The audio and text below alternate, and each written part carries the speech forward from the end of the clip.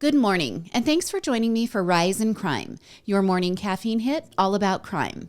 I'm Mama Jules, and let's begin today with the update I promised you about Natalee Holloway. Now, her senior high school photo might be more recognizable to most people than a photo of a politician or a B-list celebrity. Those searing blue eyes and the iconic pearl necklace. And maybe we recognize that photo because Natalee's mother, Beth, never gave up. Never gave up looking for her missing daughter. Never let cops rest in the investigation. Never let the public forget. Well, finally, Beth received some answers and some justice this week in the death of her daughter, Natalee. So let's revisit the story. It's 2005, and Natalee is wanting to celebrate her high school graduation. And I think we can agree she probably deserved to celebrate. She was a straight-A student on both the math and Spanish honor societies. She participated in Bible club. She was on the dance team. She had worked hard, and she had even received the presidential scholarship to the University of Alabama. She's done all the right steps up until then, and she has all the right steps laid out before her. Well, 125 seniors and 7 chaperones, they're headed to Aruba for this senior trip. And there's safety and worry here for Beth. Aruba is one of the more safe islands in the Caribbean, and Natalee is hyper-responsible.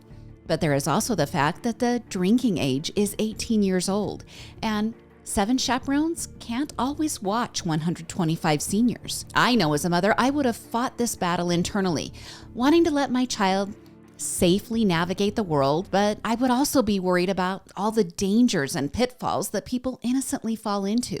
Well, Natalee heads out on the 5-day trip to Aruba. The rules of the trip are that they have 1 check-in a day with the chaperones at their Holiday Inn hotel that rests on the beach. It's their last night on the island, and Natalee, true to form, packs her bags and preps everything for their departure for the next morning before going out for the night. Well, she's all prepared and ready, and she decides there in the hotel room to leave her cell phone behind. It doesn't really have great service in 2005, and so far it wasn't ever really necessary on her other nights out on the island. She and her friends are in the casino, and Natalee's watching several people play blackjack when a new player sits at the table. He introduces himself as Joran van der Sloot from the Netherlands. And this checks out to everyone because he has a thick Dutch accent.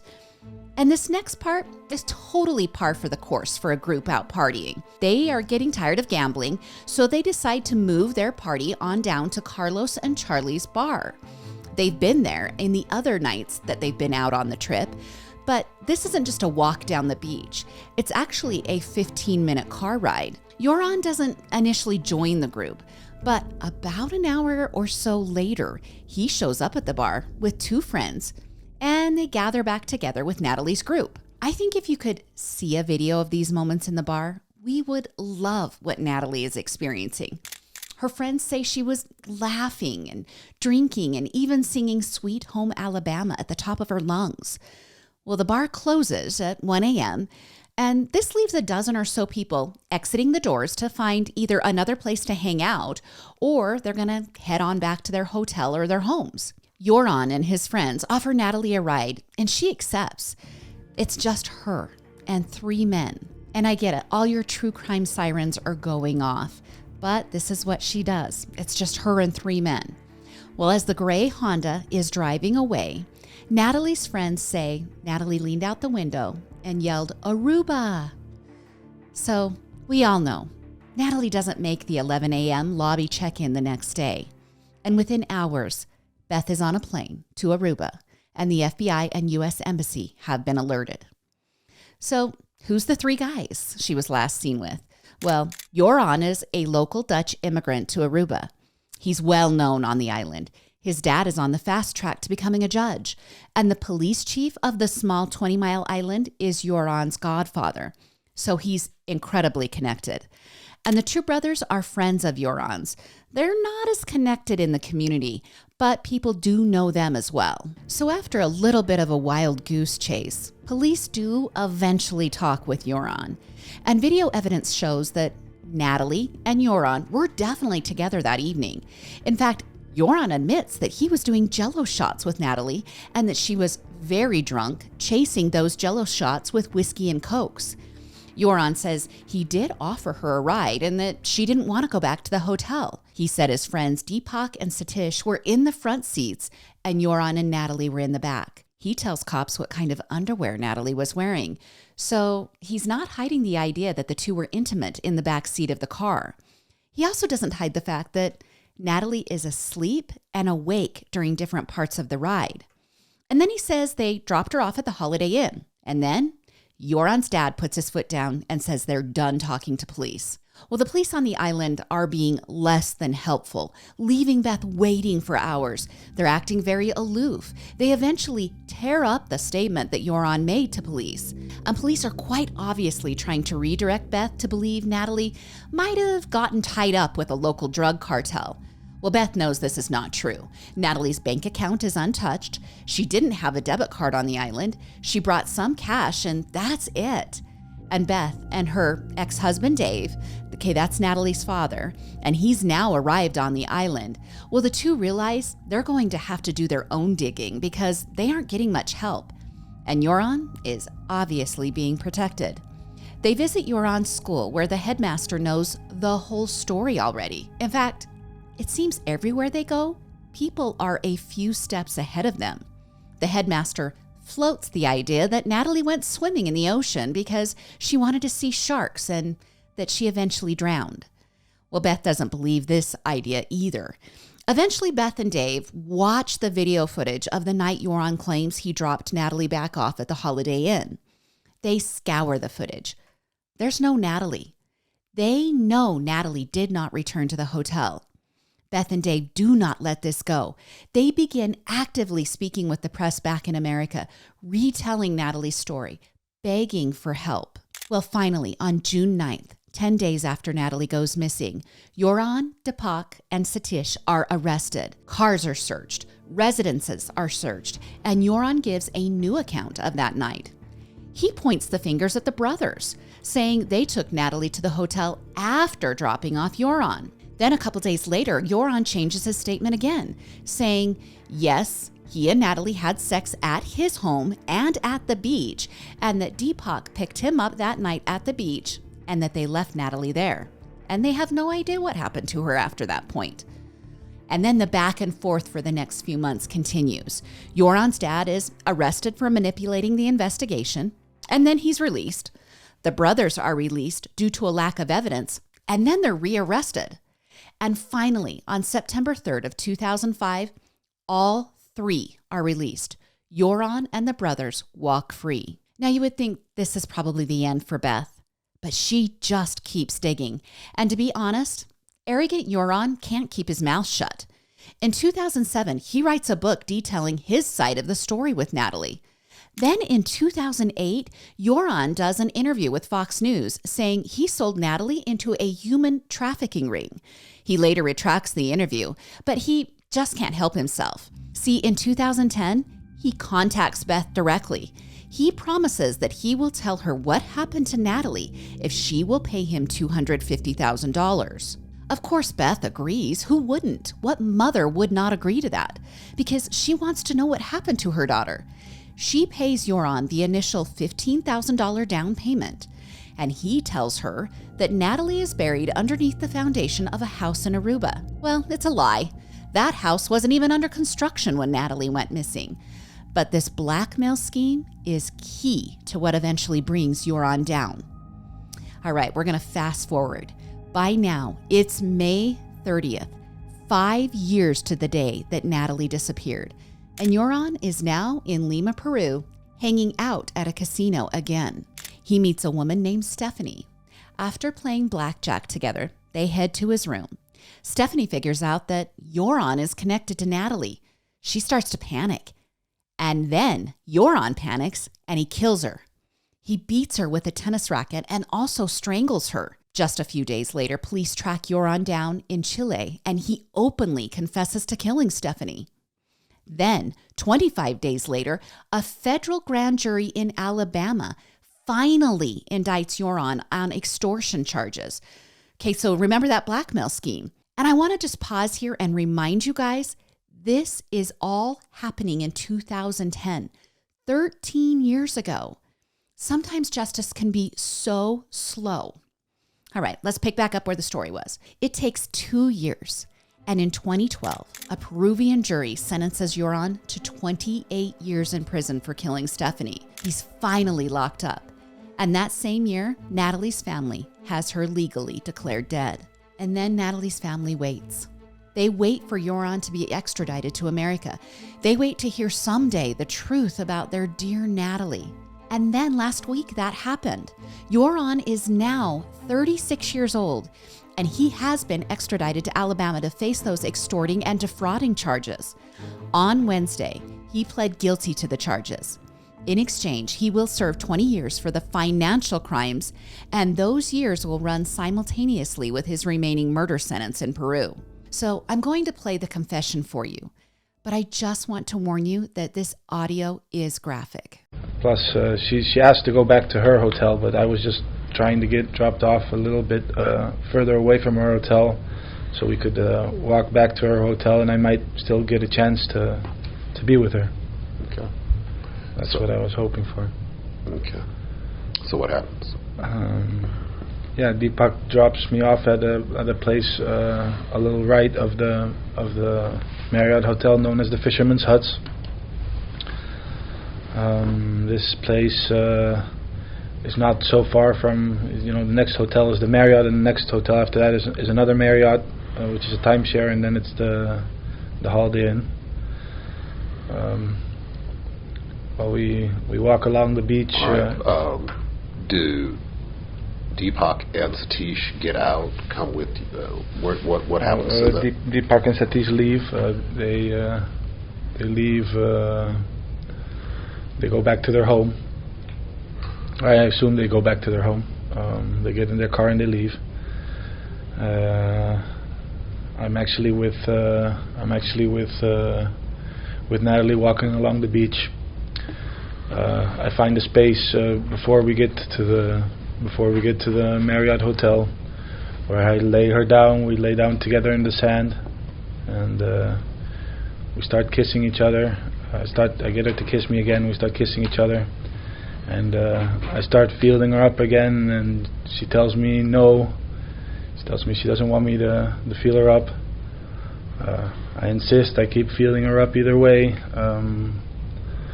and she knees me. She ends up kneeing me in the crotch. When she knees me in the crotch, I get up on the beach and I kick her extremely hard in the face. She's laying down unconscious, possibly even dead, but definitely unconscious.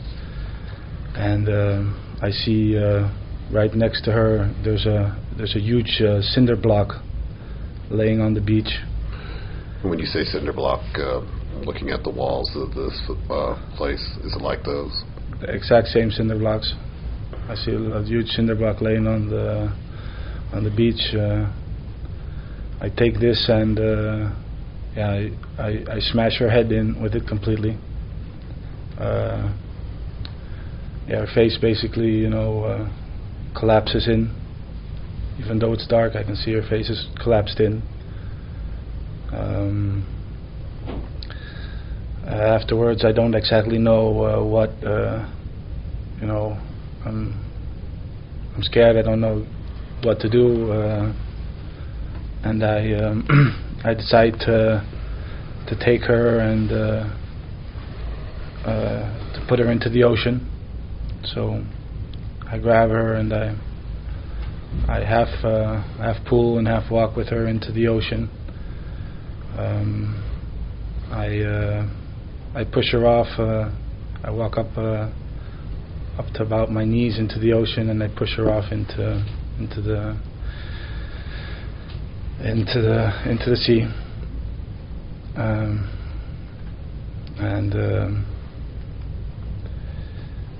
After that, I get out. I walk home. And now, if it's the truth, we finally know what happened to Natalee. Okay, I'm trying to put myself in Natalee's mom's shoes here. There's got to be elation just hearing him finally confess after nearly 2 decades of lying. But I think I would also be physically ill with his graphic retelling of the events. And I might even feel a little bit proud of Natalee for fighting back in the last moments of her life. And I know for sure I would definitely ache for Stephanie's family. He brutally murdered Natalee and Stephanie because he wanted his way with them. In her victim impact statement, Beth plainly laid out her feelings about Euron. She said, "You are a killer, and I want you to remember that every time that jail cell door slams. You look like hell, Euron. I don't see how you're going to make it." She then told reporters outside the courtroom that as far as she is concerned, it's all over. She said Joran Vandersloot is no longer the suspect in her daughter's murder. He is the killer, and she believes Natalee's case is solved. Now, you're probably asking, where does he serve the remaining time? Well, that's going to be in a Peru prison. He will likely never see a U.S. prison. His federal charges will run their course while he is serving his murder charge and cocaine trafficking charge in Peru. So you're probably asking about the murder charges in Aruba. Well, Anne Angela, she's an Aruban spokesperson. She told CNN that Natalee's case remains open in Aruba. So she didn't say yes or no to possible charges.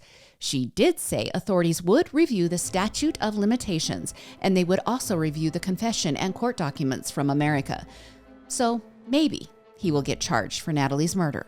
3 days after Joran confessed, it would have been Natalee's 37th birthday, had she lived through that senior trip. In her Mountain Brook High School yearbook, Natalee's senior quote came from an old Lynyrd Skynyrd song called Freebird.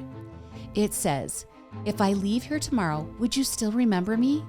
For I must be traveling on now. There's too many places I haven't seen." Fly high, Natalee, and well done, Beth. All right, let's update a murder and attempted murder story out of Lake Tahoe, California.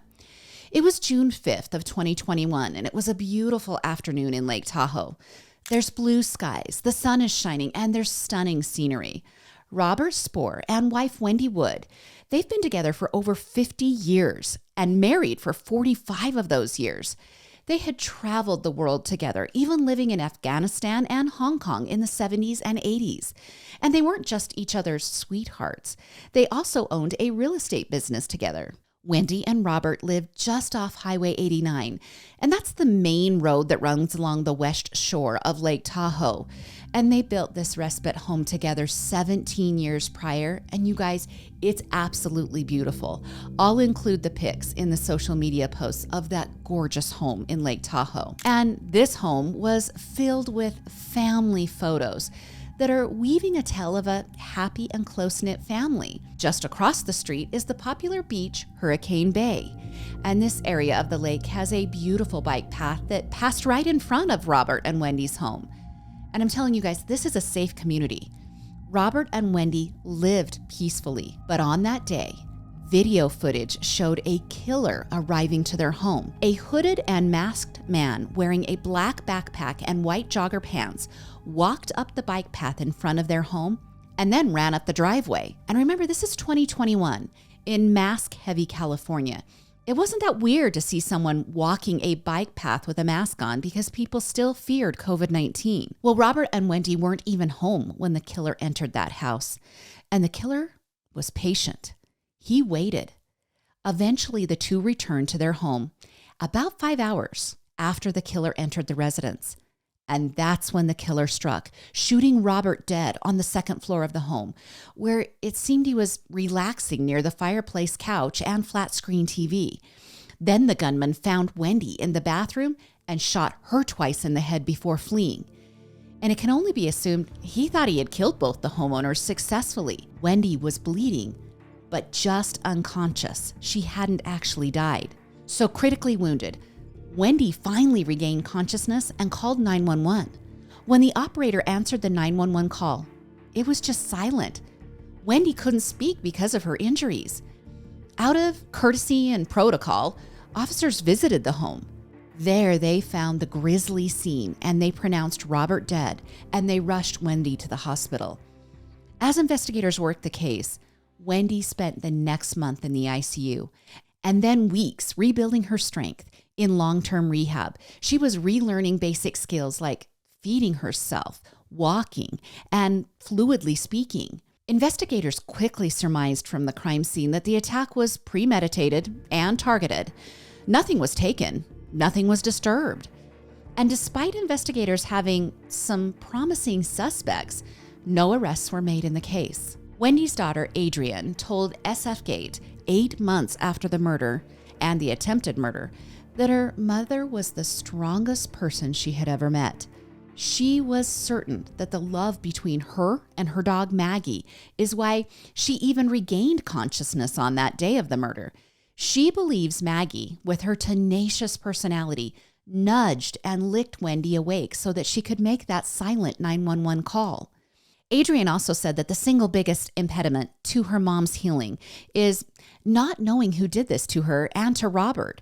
She said if someone could be arrested, she might be able to move on past the grief of losing her husband. Adrienne also said that the only solace she found in the horrific events of that day is that her dad died instantly, knowing no pain. And she admitted that she hoped her mother never regained her memories from that day. She obviously acknowledged that if her mother did regain her memory, that it might lead to the killer, but she feels the pain might be too much for her mother to remember the events. Clearly, Wendy was suffering with the damage from the gunshot trauma and with the loss of her husband, because just 1 month following the interview where her daughter finally shared her thoughts, Wendy took her own life. Now, I can't imagine the pain this family has felt. But on Friday, Placer County Sheriff's Office arrested 2 people in connection with the murder of Robert and the attempted murder of Wendy. 49-year-old and former Major League pitcher Dan Serafini was arrested in Winnemucca, Nevada, and is being held there on a no-bail warrant. It seems Dan works there part-time, and investigators had been tracking him for months. And then 33-year-old Samantha Scott was arrested in Las Vegas. So here's where it gets a little complicated. Dan is the one who has the strongest connection to Wendy and Robert. He is the son-in-law to the two, married to their daughter, Erin. And Samantha apparently worked as a nanny briefly for the family, so she would have had some connection to Robert and Wendy as well. Now, this arrest does answer one question of how did the killer enter the home without force or being detected? If the killer's been there dozens of times because he's the son-in-law, then he would be able to enter without force or even leaving a trace. Now, the Placer County Sheriff's Office said in a statement that both Samantha and Dan will face a murder charge in the death of Robert and an attempted murder charge for the attack on Wendy Wood once they're extradited. In a separate but maybe connected case, the Humboldt County Sheriff's Office in a Facebook post said Placer County will be filing child abuse and endangerment charges against Dan. As of recording, there has not been an explanation about those charges and if for sure it's going to be Placer County or Humboldt County that files those charges. So we're just going to have to wait and see. Now, more on Dan. He was drafted into the major leagues in 1992, and his career as a pitcher spanned 11 years with multiple teams that included the Twins, the Cubs, Padres, Pirates, and the Reds. He finally finished his MLB career with the Rockies. And a quick scan of what appears to be Aaron Spore's Facebook account shows wedding pics of Aaron and Dan from 2011. And sadly, so many happy photos in those early years of wakeboarding on Lake Tahoe, vacationing together, and a couple of photos of Dan in a Canadian Baseball League uniform. And I will say, and you can interpret this however you want, the most recent year's photos are dominated by horses, like competitive show horses.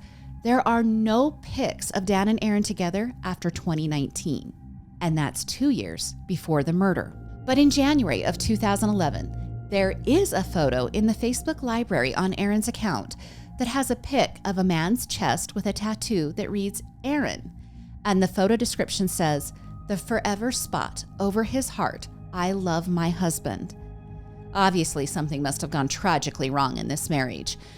and a Facebook profile for Sam Scott. So remember, the girl arrested is named Samantha Scott. I found a Facebook profile for Sam Scott, and it shows pictures of Samantha. And it shows her involved with horses as well. So maybe there's a connection there between Sam or Samantha and Erin, Dan's wife. We're just going to have to see. I will say this. I'm intrigued. I think there's a lot to find out in this case, and this reporting is still so early. So I'll keep you updated as more comes out. I think it's going to be interesting. Well, that's your Monday episode of Rise in Crime. Give us a follow on Instagram, TikTok, and YouTube. Our little part of the true crime community is still so new, but you listeners have been great. I'm so excited for it to grow. So a big thank you to you guys. And like I said on Thursday's episode, if you're coming to the Murder with My Husband live show in Brea, California next week, make sure you say hi. I'd love to meet you. Join me again on Thursday for more morning crime news. I'm Mama Jules, and keep safe out there.